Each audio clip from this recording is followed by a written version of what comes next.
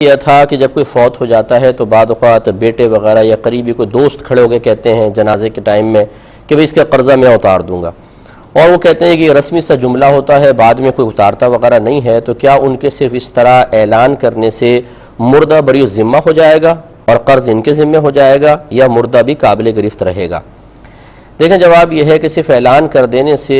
مردہ بری الذمہ نہیں ہوگا، اس کے اوپر قرض باقی رہے گا، اور میدان محشر میں اس شخص سے نہیں بلکہ اس مردے سے ہی مطالبہ کیا جائے گا۔ اسی لیے میرے آقا صلی اللہ علیہ وسلم نے مقروض مرنے سے منع فرمایا ہے کہ جس سے ہو سکے وہ قرض نہ لے، اور لے تو فوراً اس کو ادا کرنے کی کوشش کرے۔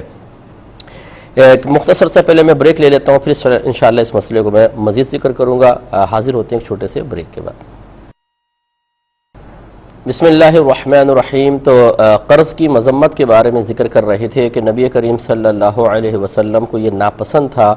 کہ قرض لیا جائے اور پھر اس کو ادا کیے بغیر انسان فوت ہو جائے۔ ایک حدیث میں یہ بھی ثابت ہے کہ ایک شخص کے اوپر قرض تھا، جب ان کا انتقال ہوا تو نبی کریم صلی اللہ علیہ وسلم نے دریافت فرمایا کہ ان پر کسی کا قرض تھا؟ عرض کی کہ جی ہاں، تو فرمایا کہ تم ہی اس کی نماز جنازہ پڑھ لو۔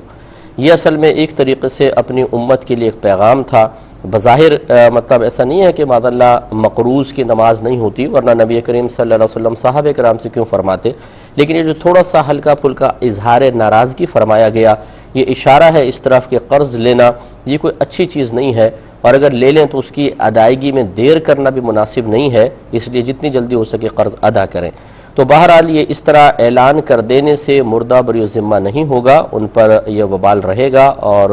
جس نے اعلان کیا ہے انہیں چاہیے کہ فوری طور پر ادا کرنے کی کوشش کریں، اور خصوصاً اگر والد صاحب فوت ہو جائیں تو اولاد کو چاہیے کہ قرض ادا کریں، کہ یہ یاد رکھیں ماں باپ کے مرنے کے بعد جو اولاد پر کچھ حقوق باقی رہ جاتے ہیں ان میں سے ایک یہ بھی ہے کہ اگر ان پہ قرضہ ہو تو اس کا قرضہ ادا کریں۔